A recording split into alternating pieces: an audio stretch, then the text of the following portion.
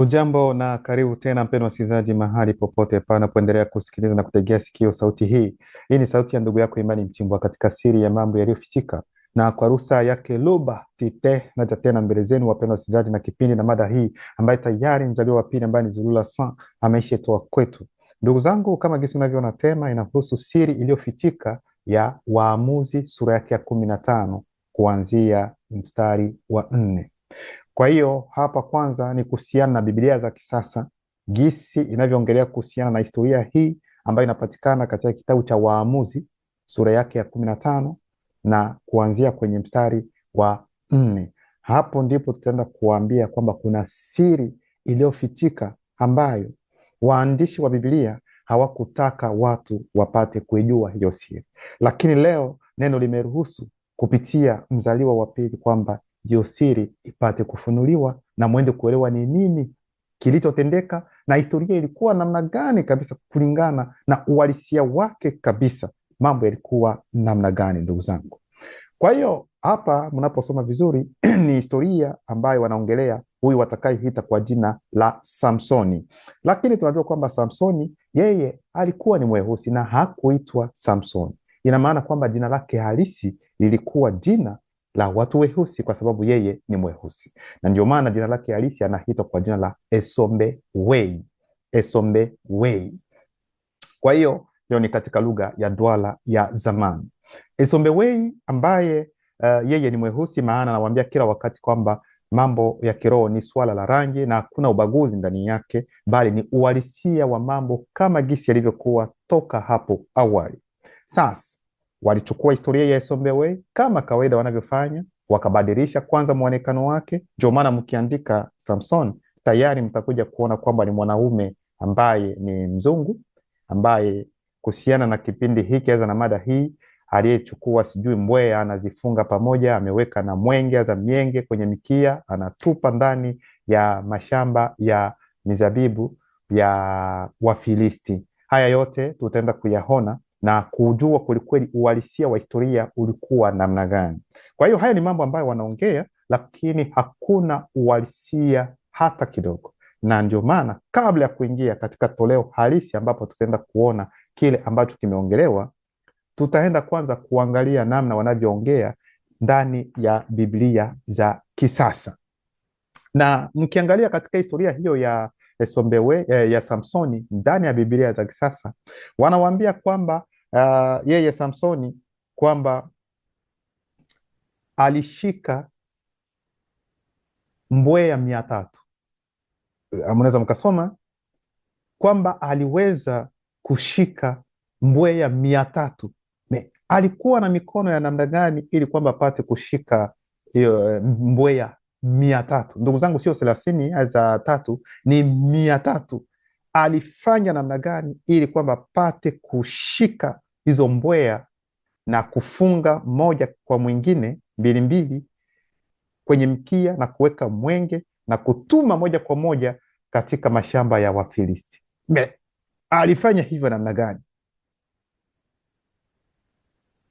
Alifanya namna gani ili kwamba afanikiwe kabisa kufanya hivyo? Kwa hiyo ndio maana hata wakati unaposoma Biblia hizo za kisasa ni vyema kutafakari, sio tu kwa sababu yameandikwa tu na unasema ni hivyo, Biblia ni neno la Mungu. Hapana, Biblia si neno la Mungu, maana kuna makosa na kuna mikanganyiko ndani ya Biblia. Ndio maana wakati unaposoma jambo, kaa chini kwanza, fikiria kama vile mtu mwanaume tu mzima anaenda anachukua, yani sio kwamba alifanya mtego, aidha labda alichimba alafu wanyama hao mbweha wakaja wakadumbukia ndani alafu akawashika. Yani napenda kumaanisha kwamba ali moja moja tak tak tak tak 300. Ndugu zangu, alifanya namna gani? Alifanya namna gani? Kwa hiyo tutaenda kuambia kile ambacho waandishi wa Biblia hawakutaka kuwafunulia na kuambia kilichotendeka katika hadithi hiyo. Ndio maana tunaingia kwanza katika kitabu cha Waamuzi ndani ya Biblia za kisasa.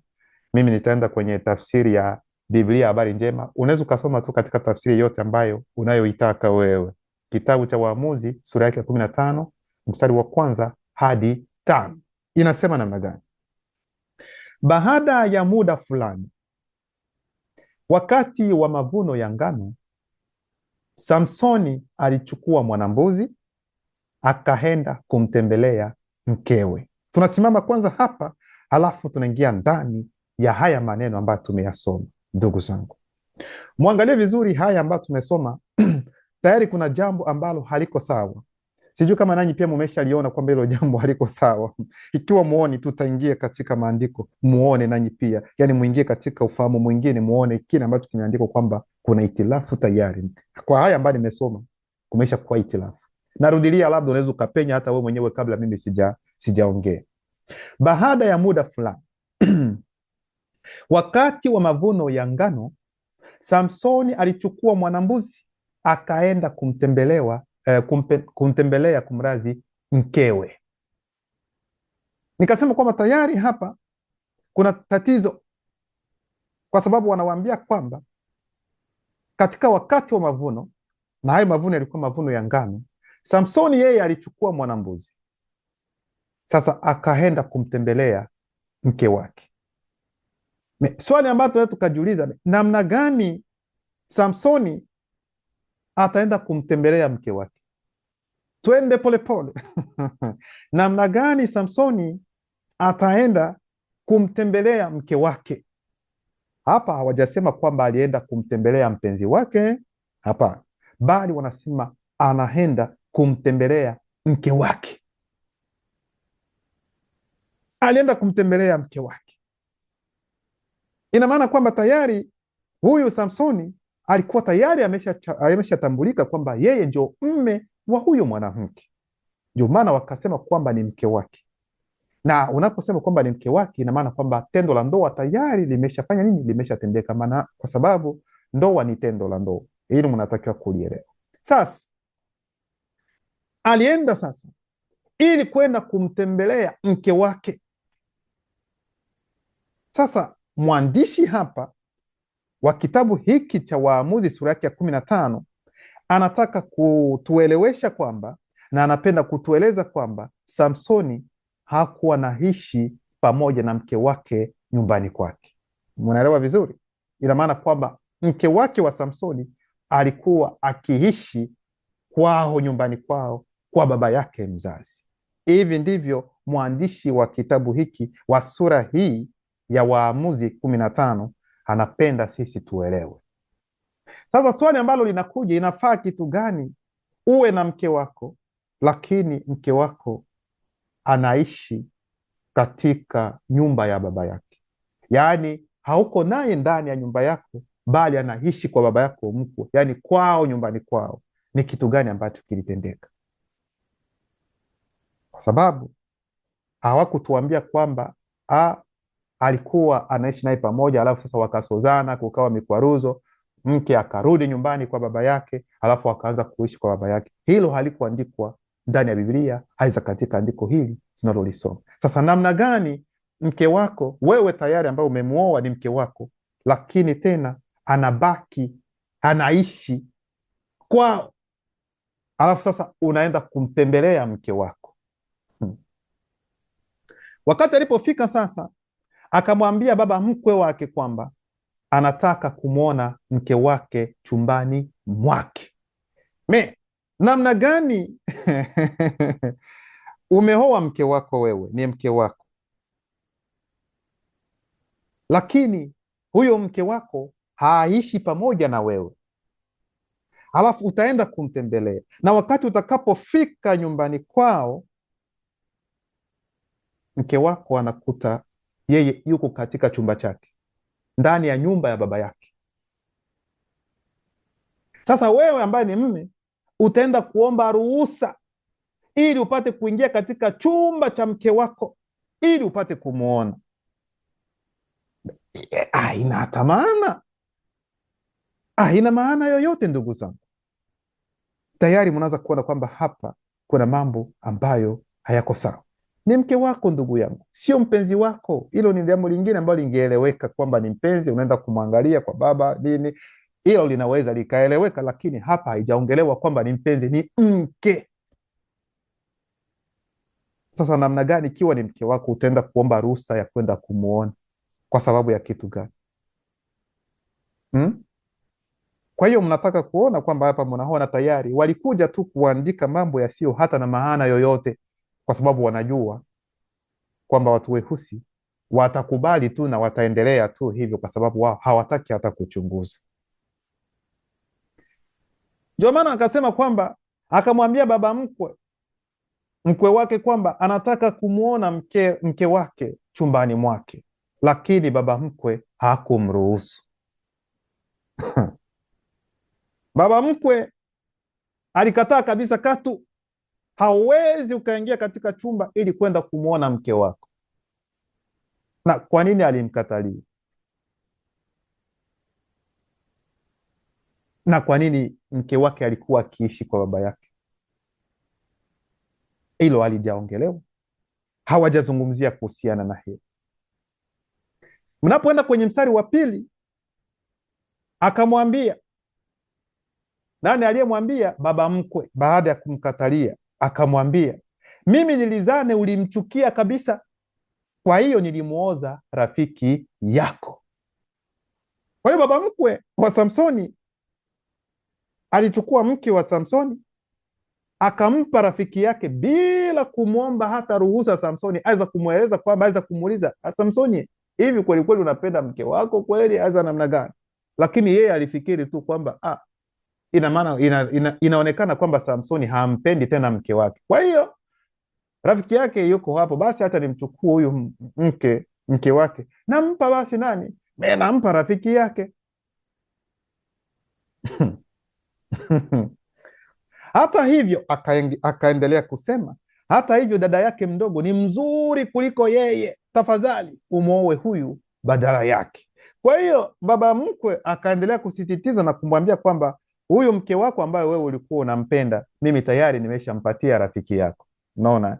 Kwa hiyo kitu kingine ambacho tukafanya ili kwamba tumalize haya mambo, utambue kwamba kuna mdogo wake, na huyu mdogo wake ni mrembo, ni mzuri kabisa kuliko hata huyu mke wako ambao ulikuwa unampenda. Unaona hicho kitu? Kwa hiyo mimi naona wewe basi chukua tu huyu, kwa sababu huyu tayari nimeshampatia rafiki yako. Ili kwamba isemekane kwamba ni mke, ameshakuwa mke wa rafiki yake, tayari alishalala naye, alishatembea naye. Mnaona hicho kitu? Na huyo rafiki yake naye pia aweza akasema kwamba hiyo haiwezekani, huyu ni rafiki yangu, namna gani unaweza ukanipatia mke wake tena awe mke wangu mimi? Mimi siwezi. Lakini huyo naye anampenda, naye pia sema kama nimenipatia nitakubali tu, atakuwa. Na hivyo hawaogopi kwamba huyu Samsoni ni mwanaume ambaye ana nguvu kweli kweli, yaani ni nguvu za ajabu, ambayo anaweza akapiga watu maelfu kulingana na Biblia za kisasa. Lakini hapo uoga haupo, wanafanya mambo ambayo wanayoyataka tu. Hata rafiki yake naye pia hana uoga, akasema mimi nipe tu huyo atakuwa wangu. Mnaona haya mambo ambayo tunayasoma. Samsoni akamwambia, ndipo sasa Samsoni atajibu baba yake mkwe, safari hii sitakuwa na lawama kwa yale nitakayowatendea Wafilisti. Kwa hiyo anabadilisha mada, kwa sababu huyo baba ni Mfilisti pia. Kwa hiyo yeye atabadilisha hapo, sio kwamba hakusema kwamba hautakuwa na lawama kwa yale ambayo nitakayokutendea wewe, lakini anasema Wafilisti wote walifanya kitu gani? Maana sio wao wote ambao waliomnyima mke. Yeye anachukulia kosa la mtu mmoja linakuwa la taifa yote mzima, na ndivyo inavyokuwa hata katika kipindi hiki. Mtu fulani katika nchi fulani anaweza akafanya dhambi, kitendo fulani ambacho si kizuri, yaani utakuta kwamba ni taifa lote ndio linawekwa pamoja, kwamba hawa watu wa fulani, nchi fulani hawako watu wazuri. No, sio watu wote ambao wako namna hiyo. Samsoni akamwambia, safari hii sitakuwa na lawama kwa yale nitakayowatendea Wafilisti. Basi Samsoni akaenda akawakamata mbweha 300 na akawafunga mikia yao pamoja, wawili wawili, kisha akaweka mwenge katika kila jozi ya mbweha. Halafu akaiwasha hiyo mienge na kuachilia hao mbweha ambao waliingia kwenye mashamba ya Wafilisti na kuteketeza miganda ya ngano na pia ngano iliyokuwa bado haijavunwa, hata na mashamba ya mizeituni aiza mizabibu. Kwa hiyo ni kitu gani ambacho kilichotendeka hapa? Maana yake kulingana na Biblia za kisasa ni Wafilisti waliokuwa wakitawala katika kipindi hicho.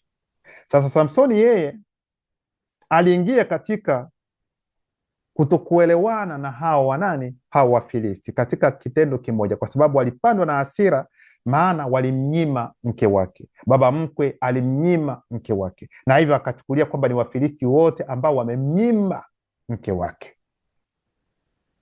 Ndipo akakasirika, akashika mbweha 300, akafunga 2 kwenye mikia, akaweka na mienge, akachomeka moto boom ndani ya mashamba, ili kuunguza mashamba ya mizabibu ya Wafilisti.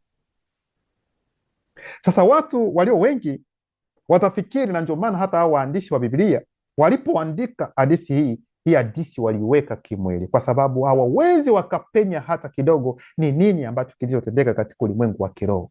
Wao wanakili tu, wanaweka, wanaandika haraka haraka, lakini mnaposoma haya mambo hayana mantiki hata kidogo ndani yake.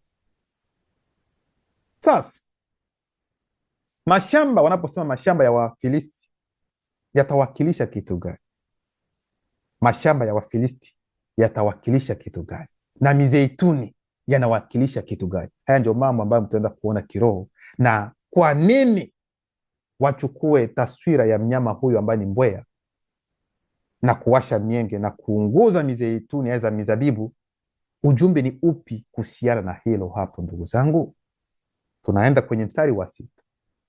Wafilisti walipotaka kujua aliyefanya hayo, waliambiwa, ni huyo Samsoni mkwewe Mtimna. Amefanya hivyo kwa sababu huyo baba mkwe wake amemchukua mke wake na kumwoza kwa kijana mmoja aliyekuwa mdhamini wake mwenyewe Samsoni katika harusi. Hapa imekuwa kitu kingine.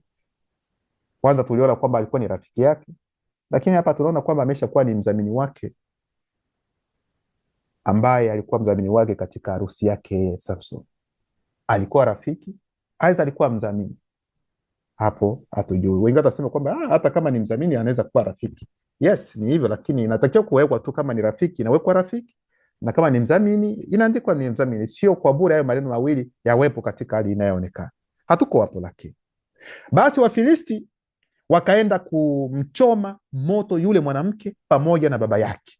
Kwa hiyo wakati waliposikia kwamba aliyefanya hivi, aliyechoma moto, aliyechukua mbweha na kuweka mienge na kuingia katika mizabibu, kwamba alikuwa ni Samsoni, ndipo hasira yao nao ikapanda sasa, kuliko kwenda kupambana na Samsoni, kwa sababu wanajua kwamba Samsoni yeye ni mtu ambaye ana nguvu, hawawezi wakamvamia hivi hivi. Wakaenda moja kwa moja kumchukua baba mkwe wa Samsoni na kumchukua mke wa Samsoni, wakamunguza wakiwa wote hai, wakaunguzwa moja kwa moja. Sasa si swali ambalo tutajiuliza, wao wanapenda kulipiza kisasi dhidi ya Samsoni. Hapa tumeshasoma kwamba huyo mwanamke sio tena mke wa Samsoni, ameshakuwa mke wa rafiki yake na Samsoni. Ina maana kwamba hata kama watamuunguza, hiyo haiwezi ikamsumbua tena Samsoni, kwa sababu anajua kwamba huyu si mke wake tena. Kwa hiyo ni mke wa rafiki yake. Kwa hiyo atakayeumia zaidi sana atakuwa ni rafiki yake, kwa sababu yeye ameshakatazwa, hawezi kuwa, sio mke wake tena. Sijui kama naona hili jambo. Sasa swali ambalo tutajiuliza, sasa huyo na rafiki yake naye pia, wakati alipopewa huyo mke wake, kwa nini alimwacha kwa baba yake? Yaani alikuwa naye pia mke anaishi kwa baba, yeye anaishi nyumbani kwake. Anapokuja kupenda kutembea na mke wake tendo la ndoa, anaomba baba yake, mkwe ruhusa, baba unaweza nikaingia? Yaingia. Au usikawie, yaweza mambo mengine. Haya ndio maisha ambayo yalikuwa. Sasa ikiwa hao Wafilisti watafanya hivyo na kumunguza huyu mwanamke pamoja na baba yake, kwamba wanalipiza kisasi kuhusiana na Samsoni, haina hata maana, kwa sababu Samsoni si mme tena, hajulikani tena kuwa mme. Mme sasa ni rafiki yake na Samsoni, sio yeye tena. Kwa hiyo ndugu zangu, huu ulikuwa ni utangulizi tu. Sasa tunaingia katika toleo halisi la historia kama jinsi ilivyotendeka kulingana na ukweli. Ndugu zangu, tunaingia ndani ya Kalata Ndimsi, sio katika kitabu cha Waamuzi sura yake ya 15, hapana, bali ni katika sura yake ya 16, kitabu cha Waamuzi ndani ya Kalata Ndimsi. Na Waamuzi maana yake ni Mukaisedi, pia ndivyo anavyoitwa. Tunaanza kwenye mstari wa 43 hadi 51. Inasema namna gani? Inasema kwamba ikafika muda fulani baadaye, kwamba kundi moja la demon mseto chini ya mwonekano wa mbweha watishao, waliamua kunishambulia mimi Esombewei. Kwa hiyo ndani ya Calatan DMC ni kila mmoja anayeelezea historia ya kile ambacho kilichomtokea. Kwa hiyo anayeongea hapa ni Esombewei mwenyewe, ambaye wataita Samsoni, ndiye anayehadisia hadisi yake ya kile kilichotendeka. Kwa hiyo anawaambia kwamba sio mbweha kama gisi unavyoona ni wanyama wakati huu ambao wanatembea wana nini tunyama tudogo tudogo, lakini wanakuambia kwamba Esombewei anatuambia kwamba zilikuwa ni demon katika umbo la mbweha. Kwa hiyo sio mbweha ambao ni tunyama tudogo, kwa sababu mbweha, lakini hapa tunaongelea kuhusiana na demon, na demon yote mnajua kwamba ni majito. Kwa hiyo ni majito, ndio maana akasema kwamba ni wakutisha, walikuwa wanatisha. Kwa hiyo sio, usione kwa picha ya wanyama mbweha ambao unawajua unawafahamu kwa wakati huu. Hapana, ni kitu kingine, kwa sababu hizi ni demon. Nafikiri hapa mnaweza kuelewa vizuri. Alafu kwenye mstari wa 44 anasema demoni hizo zilikuwa 300. Mnaona Kwa hiyo hapo ndipo wakachukua wao wakasema kwamba ilikuwa ni mbweha 300 ambayo alishika, lakini zilikuwa ni demon katika umbo la mbweha. Wakati demoni zilipoanzisha shambulio kwa mara nyingine tena, siri ya nguvu ya roho wa nguvu ilinishika tena mimi Esombewei kama nafsi. Niliingia katika roho yangu mwenyewe, basi kiroho nilitoka kwenye mwili wangu wa kimwili kwa kasi ya umeme na nikazipiga moja baada ya mwingine. Kwa hiyo wakati ambapo hizo demon 300 katika umbo la mbweha zilipotaka kumvamia, ziliingia katika kumshambulia Esombewei. Esombewei yeye, kwa sababu ni mtu wa kiroho, alitoka nje ya mwili wake, yaani nafsi yake iliingia ndani ya roho, alafu akaingia kiroho ili kwenda kupambana na hizo demon. Na kweli wanakuambia kwamba alizipiga moja baada ya nyingine, sio kwamba alizishika, kwamba akafunga mikia, kwamba akaunguza. Hapana, mtaenda kuelewa kile ambacho hawakuelewa waandishi na hawakutaka kuweka ndani ya ilo andiko ambalo tumelisoma. Esombewei anaendelea kusema kwamba roho yangu, kuna mabano, mwili wa kiroho, yani roho yangu iliwaka, kuna mabano, tena zaidi, kama tochi inayowaka. Mimi Esombewei nilikuwa na haraka sana, hata demon mbweha hazikuona mapigo ya kiwajia. Kwa hiyo kwa sababu vita vya kiroho, yani ni vita kama gisi Mule anavyosema, ni aina nyingine ya vita, yani hauwezi ukaona kwa macho haya. Ndio maana anasema kwamba yani ni kama vile katika umeme, yani ni kwenye, yani ni katika uharaka wa hali ya juu, kwa kasi kama vile ya umeme. Kwa hiyo hauwezi ukaona, yani demoni zenyewe hazikuwa zinaona ngumi zinatoka wapi za kiroho, lakini hazioni, yani tik tik tik tik tik tik zinapigwa moja baada ya nyingine. Nilizipiga mgongoni na tumboni na kuziumiza sana. Kwa hiyo hapa sio kwamba aliziua, hapana, kwa sababu zina tumbo, lakini sijasema kwamba zina utumbo. Inaweza kuwa na tumbo lakini sio utumbo, aiza matumbo ndisi wanavyosema. Kwa hiyo Esombewei alizipiga kweli kweli hizo demon 300 kuzipiga moja baada ya nyingine, kwa sababu hapo yuko katika kiroho, na hapo anavuviwa na roho wa nguvu, ndiye anayemvuvia ili kutimiza ilo jukumu. Na tunajua kwamba Esombewei sio tu hiyo roho ndiyo iliyokuwa pamoja naye, lakini kuna roho zingine ambazo zilikuwa pamoja naye katika safari yake hii, hadi wakati ambapo mimi Esombewei niliishia kuzikamata na kisha nikazigeuza mkia kwa mkia na kuzipiga pigo la mwisho. Pigo la mwisho, kuna mabano, bila wao kufa, kwa sababu hakuna kiumbe chenye uwezo wa kuua roho. Mnaona? Kwa hiyo hapa alifunga hizo mbweha kwa sababu ni demon, alafu akazipiga kichapo cha mwisho. Sio kwamba alifunga alafu akaweka mienge alafu, no, hapana, sio kwa namna hii. Huu ndio utofauti na kile ambacho kimeongelewa ndani ya Biblia za kisasa. Sasa baada ya kitendo hicho cha Esombewei kupatia kabisa kichapo hizo aina za demon, ulimwengu wa giza la kichawi, unafikiri utakuwa na furaha hata kidogo? Ulimwengu wa giza ulikuwa katika machafuko kamili. Ni kweli, hadi wanajiuliza huyu mwanaume ni mwana wa namna gani? Yani roho ya Esombe inatoka nje, kama umeme na ng'aa, alafu wanapambana vita vya kiroho na hizo demon, hata kumuona Esombe yuko wapi. Kwa hiyo demon mbweha hapa tunapoongelea sio tu nyama tudogo, ni majito ndio wanapambana nayo kiroho.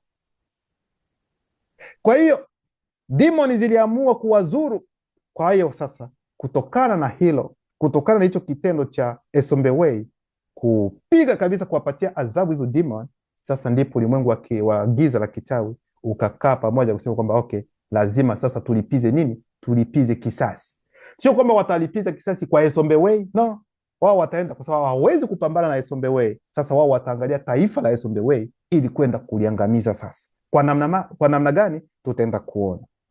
Kwa hiyo demoni ziliamua kuwazuru kabisa na kwa fumbo wanaume, wanawake na watoto wa taifa langu, ili kunilipiza kisasi mimi Esombe.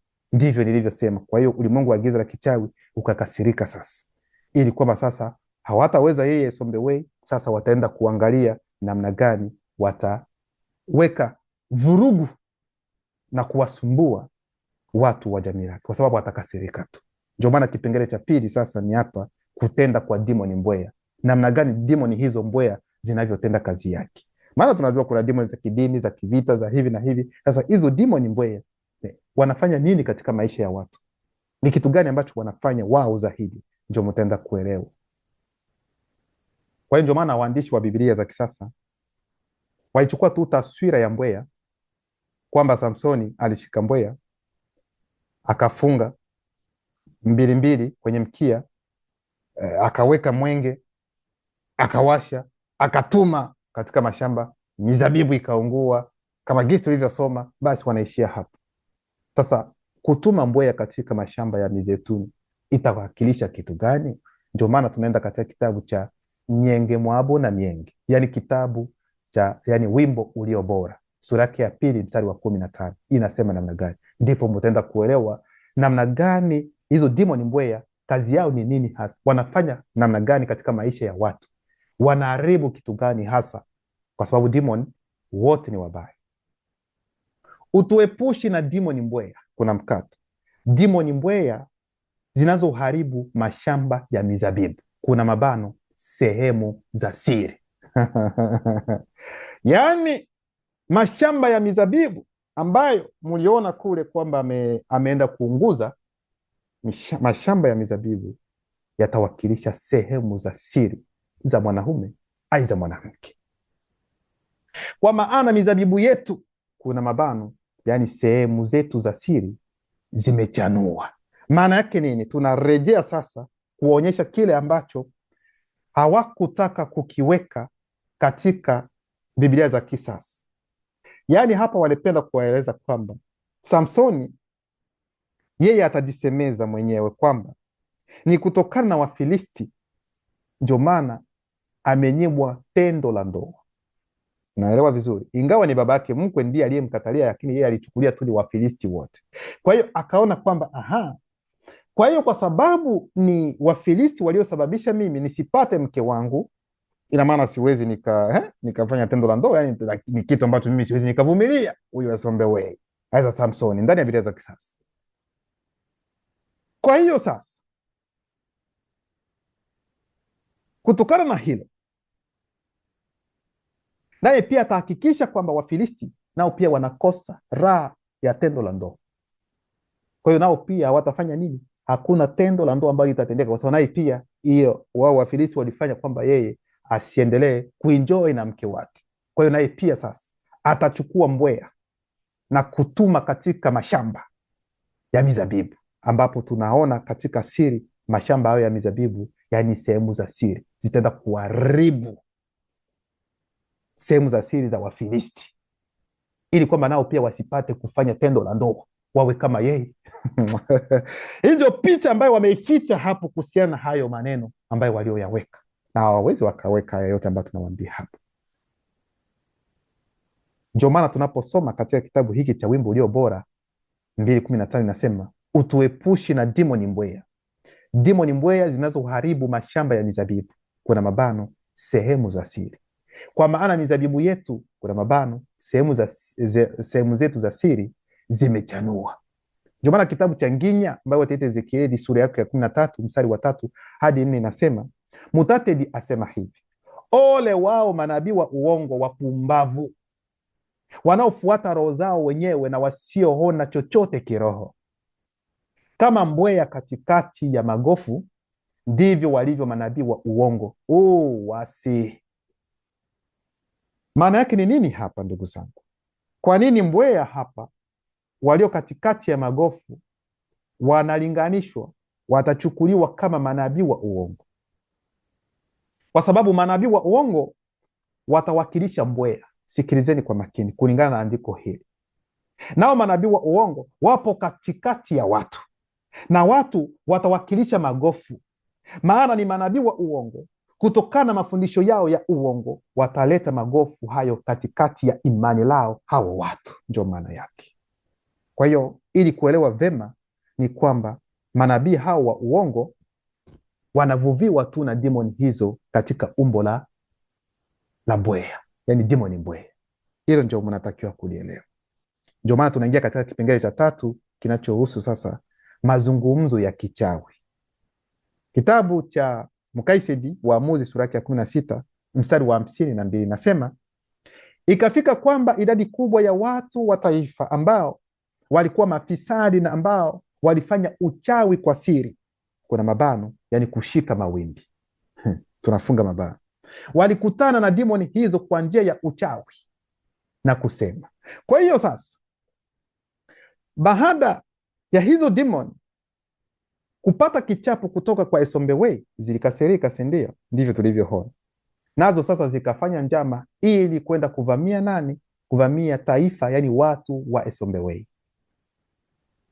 Sasa zitaenda kuwazuru kinamna gani? Yani wao wataingilia kuhusiana na mambo ya siri, yani tuseme sehemu za siri ndio wataingia zaidi sana, kuwasumbua katika ndoto, kuwasumbua. Yani wengine wataona wanaume, wanawake, yani wanafanya mapenzi yani na mademoni katika ulimwengu, katika mambo na katika wakati wa ndoto. Mnaona hayo mambo. Sasa watu ambao ni watenda sayansi za kichawi ambao wamekubali kufanya kazi kwa ajili ya demon, watakapoona kwamba kuna madhara ambayo yametendeka sana, wao watakuwa na mawasiliano, wataongea na demons. Watawauliza, kuna nini ambacho kinatendeka? Mbona tunasumbuliwa, mnatusumbua sana wakati sisi sote yani lengo letu ni moja, sababu yetu ni moja. Kwa nini sasa haya mambo tena mmetugeuka aiza namna gani? Mnaona? Ikafika kwamba idadi kubwa ya watu wa taifa ambao walikuwa mafisadi na ambao walifanya uchawi kwa siri, walikutana na demoni hizo kwa njia ya uchawi na kusema, kwa nini tunawaombeni? Je, mmepanda zidi yetu ili kuvunja mapatano? Kuna mabano, kuishi pamoja kiuchawi, yaliyo kati yenu nasi. Ndio alama ya kuuliza, imekuwa namna gani? Mbona tumeona mambo sasa mnaanza kuyazirisha zidi yetu? Sisi hata hivyo ni waaminifu, kwa sababu yani kuna sababu ambayo ni moja. Wao nao pia wanapenda kumzuru Esombewei, demoni nazo pia zinapenda kumzuru Esombewei. Sasa sisi sote tuna sababu moja. Kwa nini sasa nyinyi mnakuja tena kutuzuru wakati sote tunapenda kumzuru huyo Esombewei, anatusumbua nasi pia? Mnaona hicho? Haya ndio mazungumzo ambayo yapo hapo. Ndani ya Biblia za kisasa wanamwambia kwamba Samsoni kwamba alitaka kulipiza kisasi na kutokana na kuunguza mizabibu ya Wafilisti, hivyo Wafilisti sasa wakaja ili kumfanya nini? Kumshika Samsoni, kwamba wakampeleka, kwamba hao Wafilisti walikuwa 1000 na hapo roho ya Yehova ikamshika tena Samsoni, akachukua taya ya punda na akaua watu 1000. Watu 1000, sio 100, sio 10, 1000. Na wanaume wa kivita hawa ambao aliua namna hii kimwili. Hapa wanapoongelea ndani ya Biblia za kisasa ni kimwili, sio kiroho. Watu 1000, ndugu zangu, ni wengi. kwa mtu mmoja tu, utakuwa na nguvu za namna gani? Watasema yes, roho ya Yehova ilimjia ndio maana aliweza hivyo, lakini haikutendeka kama gisi wanavyosema. Ndio maana sisi tunarudilia kusoma kitabu cha Waamuzi ndani ya Biblia, ndani ya Karata Ndimsi, sura yake 16 mstari wa 52, nasema ikafika kwamba idadi kubwa ya watu wa taifa ambao walikuwa mafisadi na ambao walifanya uchawi kwa siri, kuna mabano kushika mawimbi, tunafunga mabano, walikutana na demoni hizo kwa njia ya uchawi na kusema, kwa nini tunawaombeni? Je, mmepanda zidi yetu ili kuvunja mapatano, kuna mabano kuishi pamoja kiuchawi, yaliyo kati yenu nasi? Sisi hata hivyo ni waaminifu, kwa sababu, yani hilo sababu lenu na ndio letu sisi pia. Ndio maana kitabu cha Levitiko ambao ni Walawi sura yake 13 mstari wa 11 inasema msifanye uchawi wala msifanye uaguzi, inakataza. Tunarejea katika kitabu cha Mukaisedi, yani Waamuzi sura yake ya 16 53 hadi 54, inasema ndipo zile demoni zikasema, kwa sababu wachawi walikuja walifanya mazungumzo nao na kusema kwamba mbona tumeona kwamba umetuvamia tena, na sisi sote tunatufanyia, yani kazi yetu ni moja, lengo letu ni moja, sababu yetu ni moja, sasa kwa nini mmetugeuka? Sasa demoni zitajibu sasa. Ndipo zile demoni zikasema, tumepanda ili kumweka Esombewei katika maombolezo, ili kumtendea kama alivyotutenda. Ndivyo alivyosema. Aha, ikiwa ni hivyo, ndipo watu hao wakajibu demoni hizo, tafadhalini tuachieni sisi tumroge, kisha tutamkabidhi kwenu. Kwa hiyo ikiwa ni hivyo, haina shida, kwa sababu sote tuko katika hai. Sasa nyinyi demon, nyinyi muache sisi tufanye, twende tumloge sisi, tutamshika, yani tumloge kichawe tu, tutamroga, halafu nyinyi mtakuja sasa kufanya nini? Mtakuja tutamkabidhi sasa kwenu nyinyi.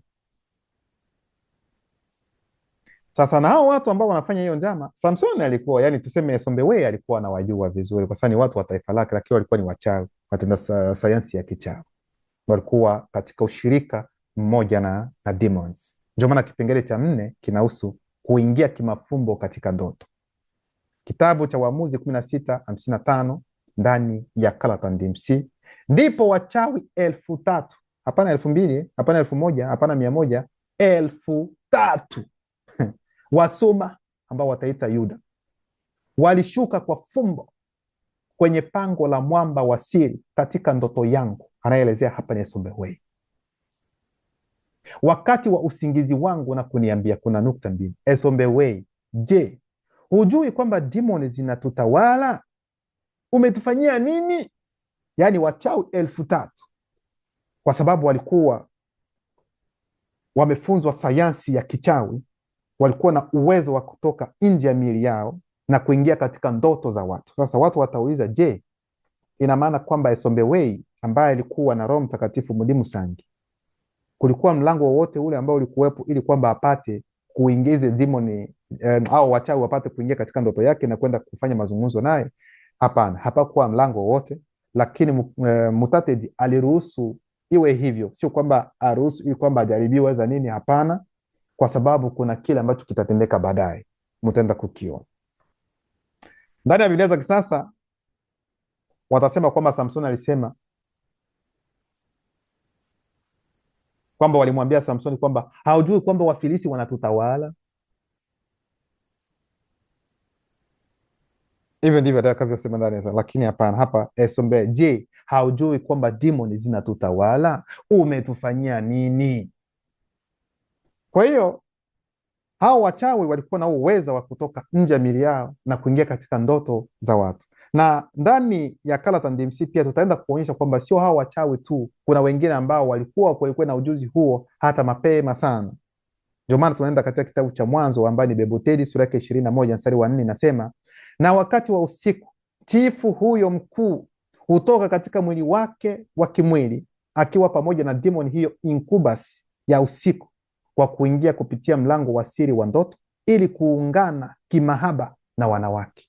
Mnaona? Kwa hiyo ni tabia hii aina ya uchawi, za wachawi wa namna hiyo hawapo tena.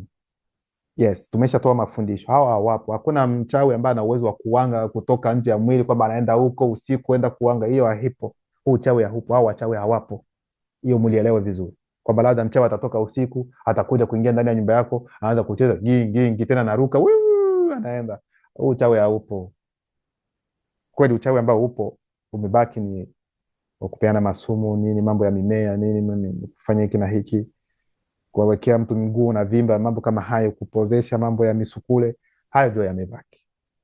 Kwa hiyo sasa wanawambia kwamba sio hao tu, hata kuna kipindi hicho kuna chifu mwingine ambaye alikuwa na hiyo tabia ya kutoka, yeye anatoka nje ya mwili wake, alafu anaingia katika ndoto ya wanawake, alafu anaenda kufanya nini, mambo. Ndio maana mtu, wanawake walio wengi wanaweza wakaota ndoto anafanya tendo la ngono na mwanaume aza nani, mtu ambaye anamfahamu, alafu anafurahia, kumbe ni demon ambazo zipo. Kwa hiyo huyu mchawi alikuwa moja kwa moja na demon incubus, ndio inayotembea. Ndio maana walio wengi wako katika hii hali, kila wakati wanatembelea usiku, yuko katika ndoto, wanaona kwamba kuna mwanaume ambaye anakuja anatembea naye. Sio kitu cha kawaida, ni demon ambazo zinatembea na wewe kila wakati. Usifikiri kwamba labda ni ndoto tu, naona ni fulani, wengine watafurahia. No, yani unaharibiwa na utaona madhara yake ambayo yanaweza yakatokea kuhusiana na hilo. Ndio maana kitabu cha Kinye Ewo, Wafalme wa Kwanza, sura yake ya 13 mstari wa 5 hadi 6 nasema, uchawi katika vilindi vyake wa kutisha sana, kutoka kwa Bamululu Mabungulani, yani malaika walioanguka wa utaratibu watatu, umesababisha na utaendelea kusababisha mapigo mengi kupitia Menguma Madiba, yani nguva za majini, dimoni chatu na dimuti, majeshi yani jini. Wanaangamiza kwa fumbo walio dhaifu zaidi, huwafanya wengine kiroho na kiakili kuwa chini ya mafundisho ya uongo, husababisha utasa wakati wa ndoto za usiku kupitia mionekano ya ukoo, aidha mionekano inayojulikana. Maana yake ni nini? Yaani hizo demon ambazo zinazokuja kila wakati, unaona kwamba kila wakati unafanya hizo ndoto, unatembea na mwanaume aidha mwanamke kila wakati, ujue kwamba zinaweza zikakusababishia hata ukawa tasa, usizae. Walio wengi wanafikiri kwamba no, mengine yanatokea kuhusiana na hayo. Maana walio wengi wanaona kwamba labda ni kitu ambacho ni cha kawaida tu, ni ndoto tu, inaishia hapo. Hapana, yani ni majitu ambayo mnatembea nao, kwa sababu demon ni majito kweli kweli, gisi mlidi anavyotuambia. Kwa hiyo watu wafanye angalisho, na hilo pia liliwahi kutendeka katika kipindi cha nguma, ambayo wataita kwa jina la Yona, sura yake ya kwanza mstari wa 4 hadi 5 nasema, demon succubus zilichukua umbo la wanawake warembo sana wasioanzishwa, ili kuwatongoza wanaume wasioanzishwa wakati wa usingizi wao. Kwa hiyo zingine zilichukua mwonekano wa wanawake waliokufa, zikiwa kama roho za ukoo, katika lengo la kulala na wapendwa wao wakati wa ndoto. Ndio maana tunarejea katika Mkaiseji Waamuzi sura yake ya 16 mstari wa 56 hadi 60. Inasema sasa hapa, wakati ambapo wale wachawi walipomjia Esombewei, ndipo wakamwambia kwamba umetufanyia kitu gani hata mengine. Sasa ndipo Esombewei atajibu kwenye ndoto yani anaufahamu. Nikawajibu, mimi nimewafanyia hivi, nimewafanyia kama walivyonitenda mimi, kuna mabano, kudhalilisha taifa. Yaani nimefanya hivyo kwa sababu wamedhalilisha taifa langu, ndio maana nikawafanyia hizo demoni hivyo. Ndivyo alivyowajibu. Lakini wakati huo huo katika ndoto, mimi Esombewei niliona mawazo ya siri ya wachawi hawa 3,000 yakisema, sikilizeni hiki Kiswahili, niliona mawazo ya siri ya wachawi hawa 3,000 yakisema, mawazo aliyaona yakisema. Ndio maana nawaambia kwamba kuna mambo mengine wewe unafikiri kwamba unaongea, hata mawazo yanaweza yakaonekana mawazo yanaonekana, na hayo mawazo yanaonekana namna yanavyosema. Sasa hayo mawazo yalisema namna gani?